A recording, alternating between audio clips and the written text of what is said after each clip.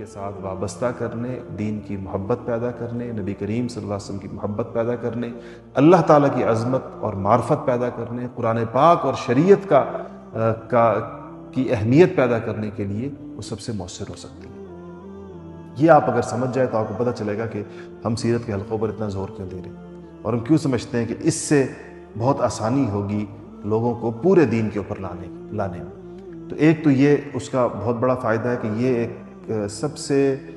آسان starting point ہو سکتا ہے، سب سے آسان نقطہ آغاز ہو سکتا ہے، جس سے آپ کسی کو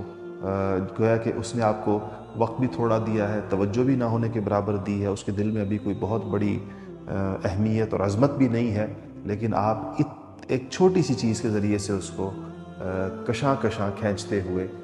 پورے دین کی طرف لے جا سکتے ہیں۔ کا اجالا نام محمد